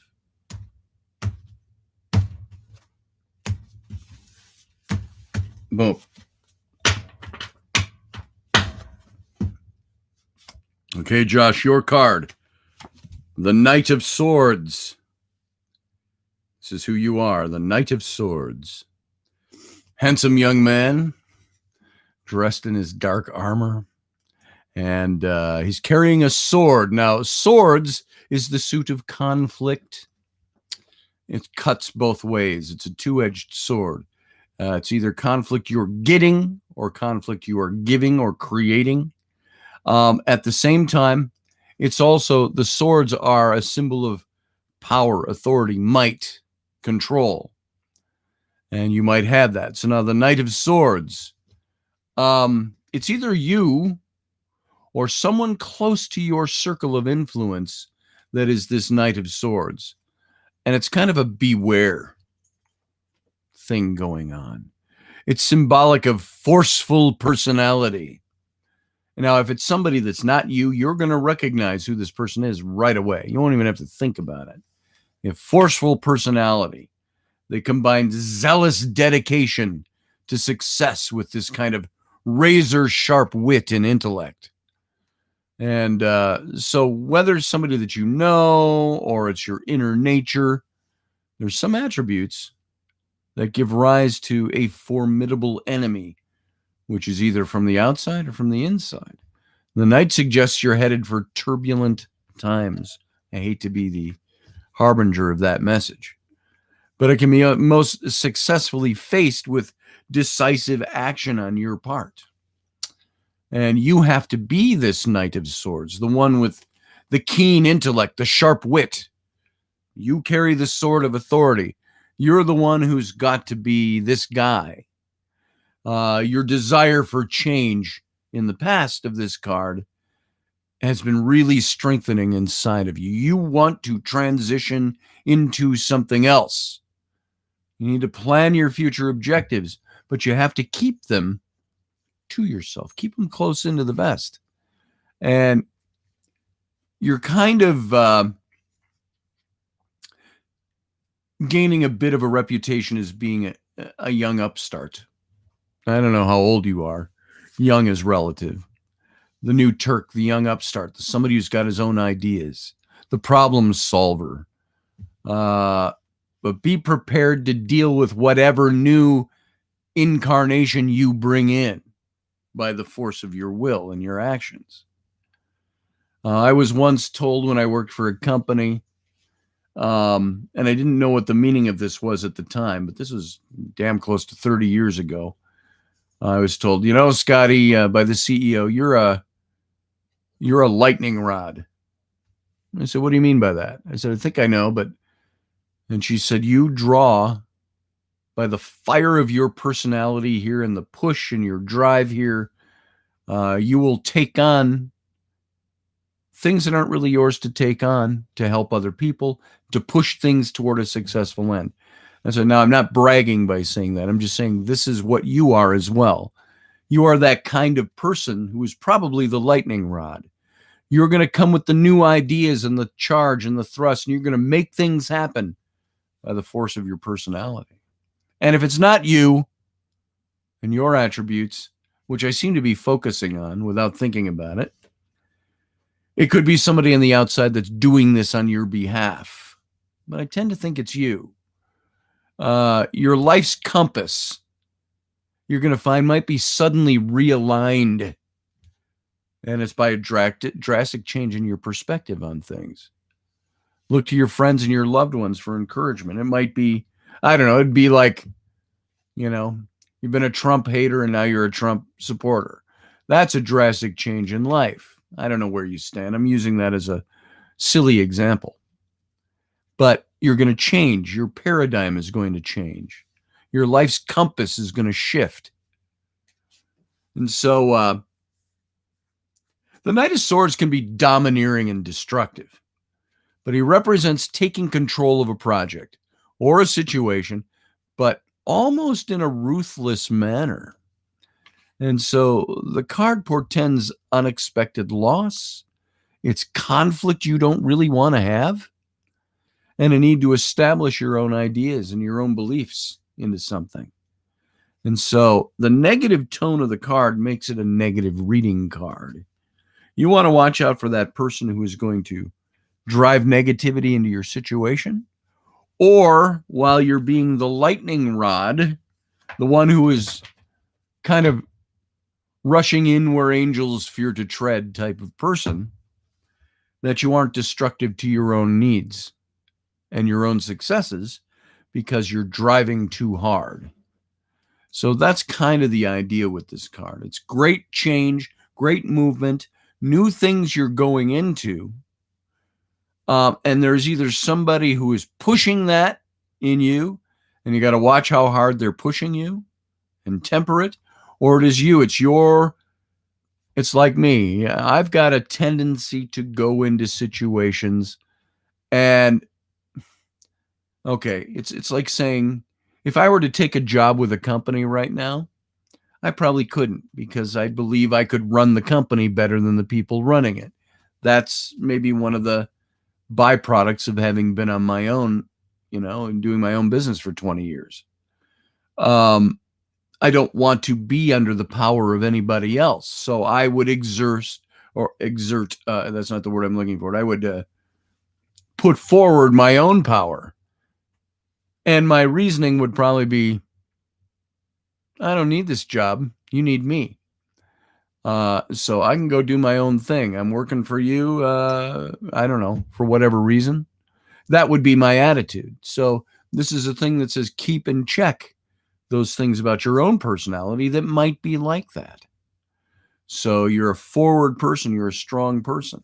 But don't let that strength be something that turns off the people around you. You have to transition into these better things without being destructive in the process. There you go, Josh. I hope that's helpful. I hope that means something to you. And I gotta take a drink of coffee.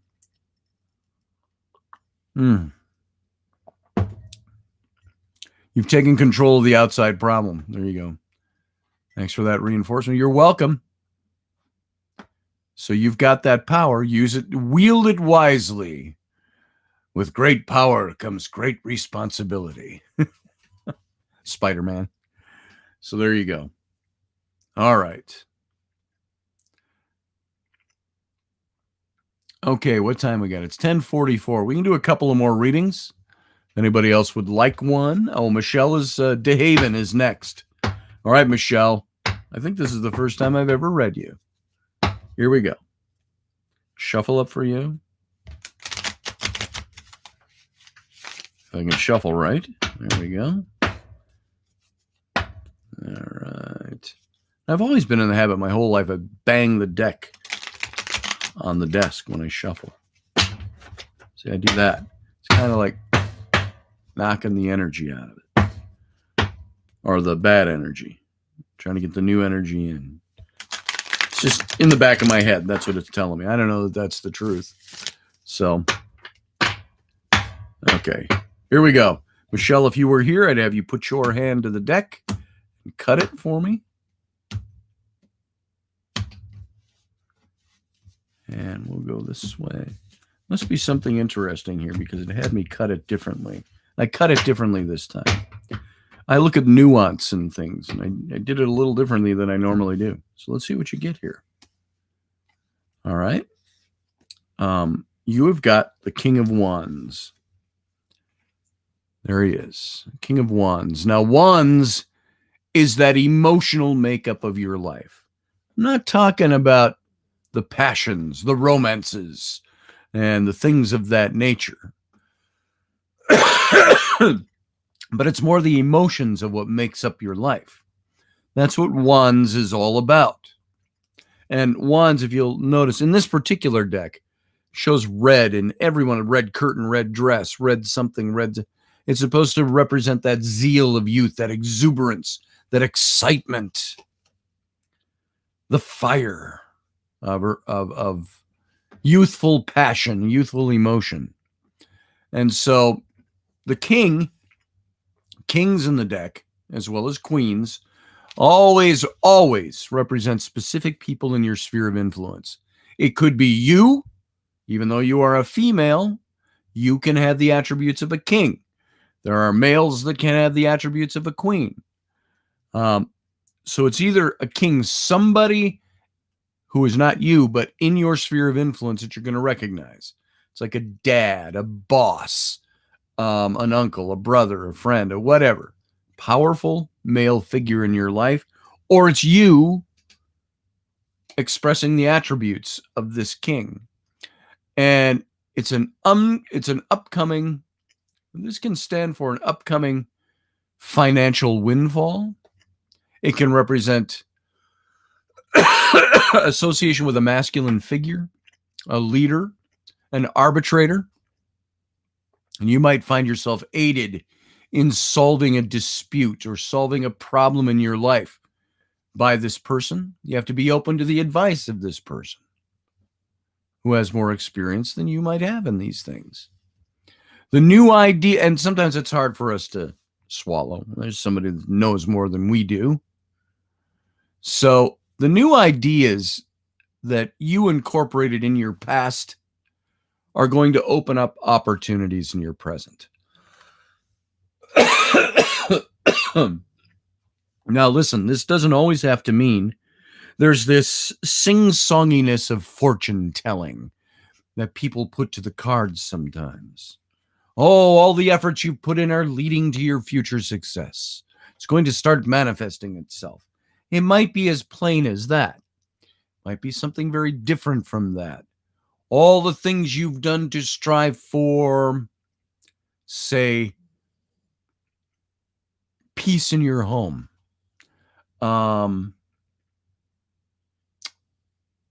Living a life that's meaningful for you, that these will start to manifest because you put enough power and energy into them.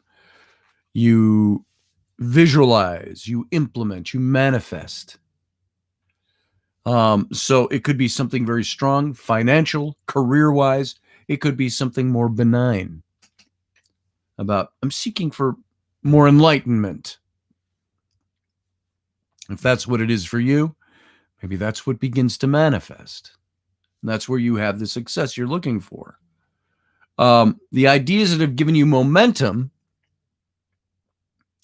those are the things that are now going to inspire and encourage other people. Your creative streak. The Wands is a very creative suit of the tarot deck. It's that zeal, that energy, that exuberance, that excitement, that fire, the passion that goes into your emotional makeup. You're going to succeed if you gain help promoting your ideas. There's going to be increasing inspiration to help others around you. So you're going to help other people at the same time. There's going to be somebody, maybe this guy, this king, that I know there's such a shunning of any woman to have a guy that can help her do anything nowadays, which is ridiculous.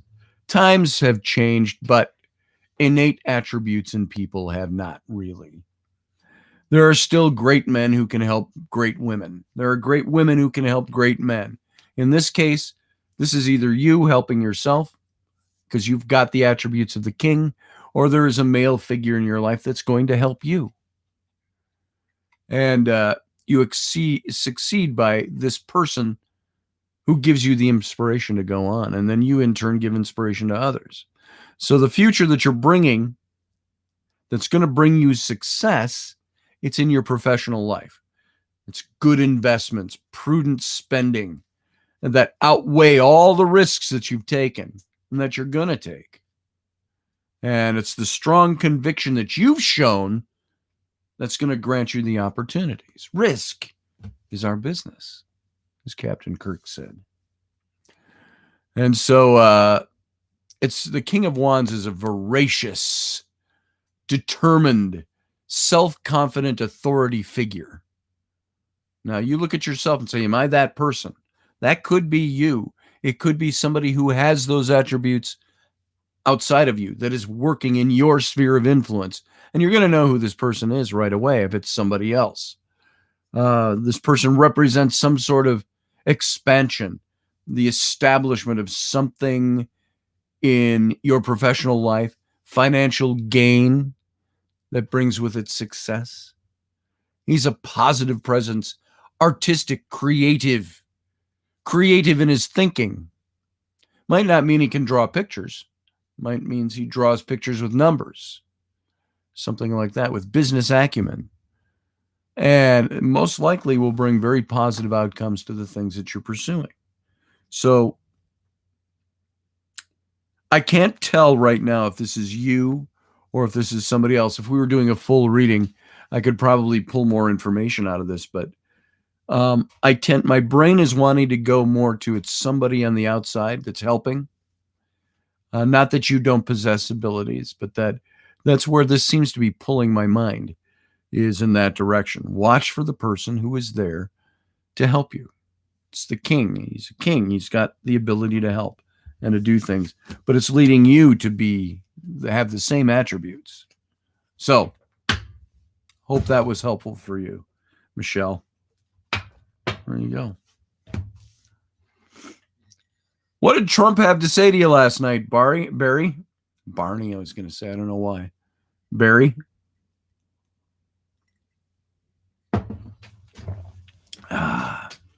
What did Trump say to you? Hey, the Norseman is here.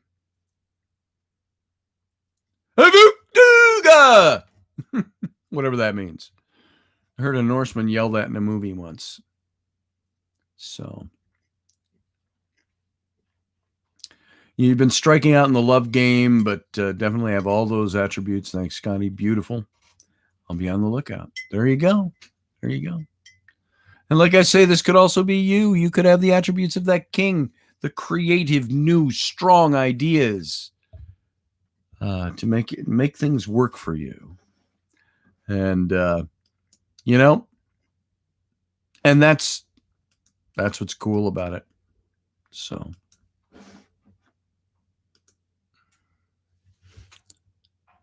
see what's popping up on my thing here. All right.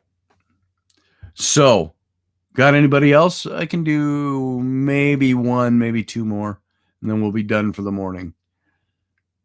So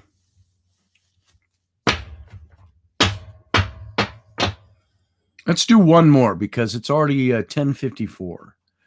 So if you've got anybody who would like a reading, let's do one last one for the morning. And we'll have gone for 2 hours by the time we're done. Could I get one, says Norseman? Certainly you can. Let's go. All right, Norseman, this is for you. And by the way, folks, if you would like a reading, if you didn't get one this morning, you would like a reading, I do 5-card, 10-card readings. Just go over to my website, scottallenroberts.com. Click on the tarot link in the menu bar, and you can secure yourself a reading, and we'll get you lined up. Here we go. Second shuffle for Norseman. Audrey, you're not listening. We got Norseman going here. Thank you, Audrey. Unless there's a delay. I don't think there's a live delay on this. All right. Here we go, Norseman. If you were here, I would have you cut the deck. I'm going to cut this on your behalf.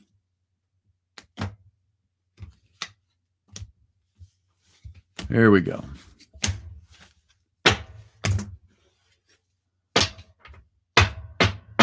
All right.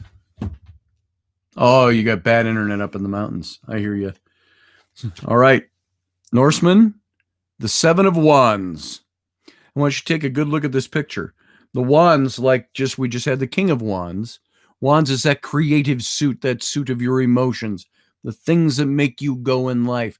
And this is a guy, if you look at him, the way it's depicted here, he's on top of the hill and he's got his staff, his wand, and he's warding off all those that are coming up, attacking him from over the brim of the hill. And so he's holding his high ground, so to speak. And that's really what this card is speaking to. It's telling you you're going to be embattled and attacked. There's things going on in your life right now where you're being attacked from all sides. But the beautiful thing is you're already on the high ground. You're just defending your position on the high ground. You have great reserves of courage. You've got perseverance that sees yourself through difficult times. But you're going to find yourself needing them again soon. You're on top of this mountain and everybody wants to pull you down. They want to play king of the mountain with you. So this is a card that's saying, if you're not already embroiled in them, expect conflicts. And they're possibly small things, niggling things, but more likely significant to you. And it's not certain where they're going to arise, but there's no doubt you possess the ability to overcome your adversaries. And you hate to put it in that term of adversary, enemies, attacks, things like that. This could be about slow progress. And despite having slow progress in something in your past, it's your determination, your sustained efforts that are going to lead you steadily forward. You keep that high ground. The message of this card is do not give up. your high ground. Don't give up your position where you are. Even if you're attacked from all sides, from small things to big things, don't let those things knock you off your guard or knock you off your feet. There's very possibly in your present, there's some great conflict, if not already on you, that's approaching you.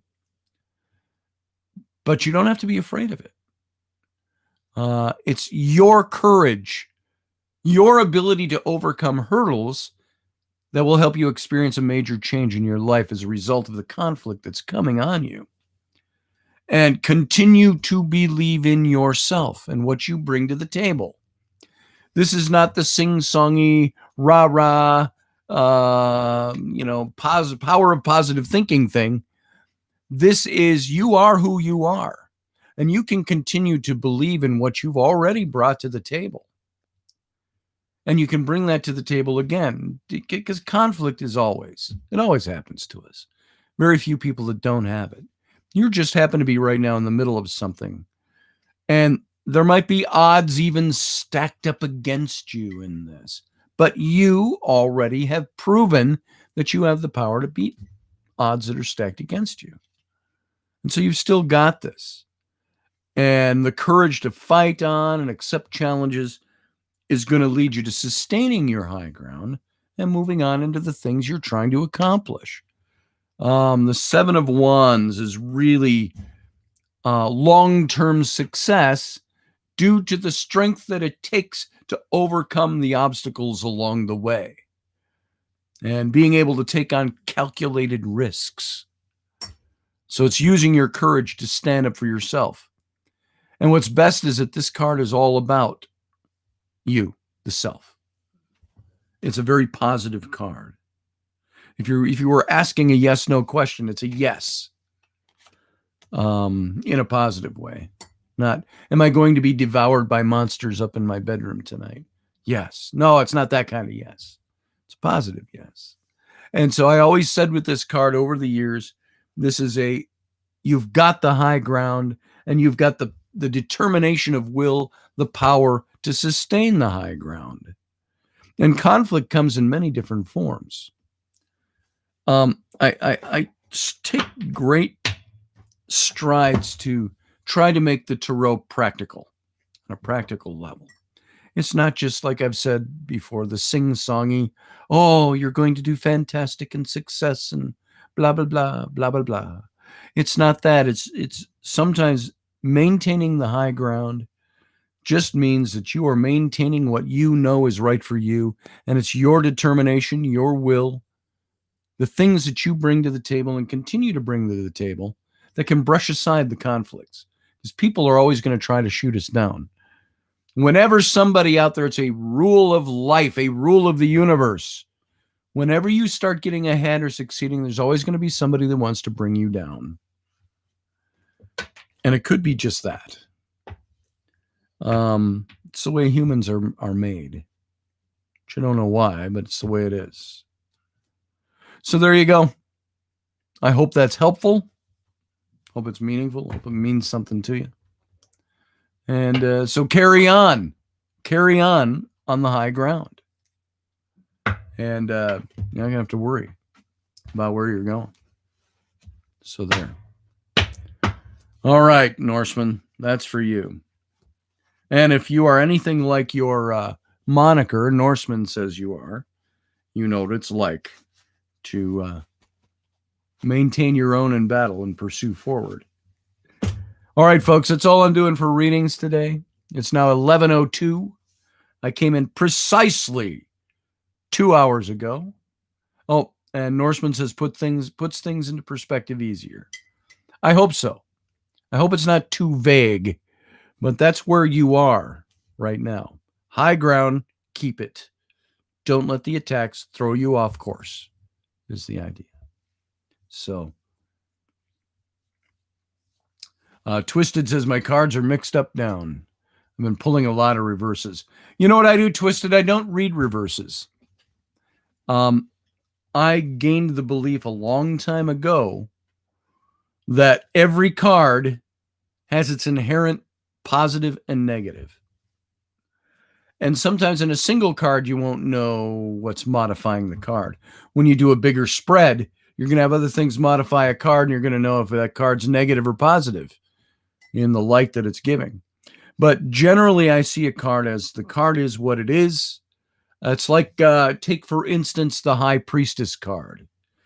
The basic meaning of the High Priestess is gained intuition, the opening up of hidden knowledge, the gaining the knowledge of the mysterious and the hidden. In reverse, strict reversal would read, you've uncovered something that's being hidden from you. And many times the card stands for adultery, in that something's being hidden from you in the way of loyalty to you. Somebody's being disloyal to you, or an adulterous affair is going on behind your back. Now, you can read a strict upright or a strict reversal on that. Oh, this card means you're gaining intuition and hidden knowledge. You're growing spiritually. Reverse says, oh, something's being done to you and it's being hidden, and you're going to uncover that. I think you can combine those two. You can gain insight, and you have to keep your eye open to something that you might have to use that insight to gain better understanding of. That makes sense to you. So I don't believe there are strict reversals. I stopped reading reversals 20 years ago. And so I remember reading them, and it became cumbersome. Because I'd get a message and, oh, this reversal is changing that whole meaning. And I thought, no, the cards, and I learned this from other people who I read some material on readings, and they said they don't read strict reversals because the cards all have a positive and a negative message that can be read into something. So there's my take on it, Twisted. I don't read reverses. And I get a lot of reverses that come up when I do readings here. I don't read them strictly as reversals. So, all right, folks. So there it is. That was Sunday. Be sure to join us all through the week in the evenings, 10 o'clock Eastern, 9 p.m. Central, 8 p.m. Mountain Time, 7 p.m. Pacific Time. And, of course, something like, 10 in the morning in Australia the next day, if you're listening live. Come on over and join us every night this week, right here on this channel for the Intrepid Radio program. Tomorrow night, we're going to finish up and conclude the Cheyenne, the Sand Creek Massacre and its fallout. We've been talking about Native America. And this week, I want to keep on with this series. That doesn't mean we might not slip something a day or two in the middle to lighten the tone a bit. And so I hope you're enjoying that series. It is always good for us to learn more about what we think we already know. So the conquest of the American West, the subjugation and killing off of the native peoples here over land. We're looking at that a little deeper and a little closer, what happened to the different tribes. So, folks, we'll see you here during the week and for Intrepid Radio. And you all have a good rest of your day. It's 11:07 a.m. Central Standard Time. So you've got all day to go have some fun. Go do it. We'll see you here tomorrow night. Goodbye. Well, bye.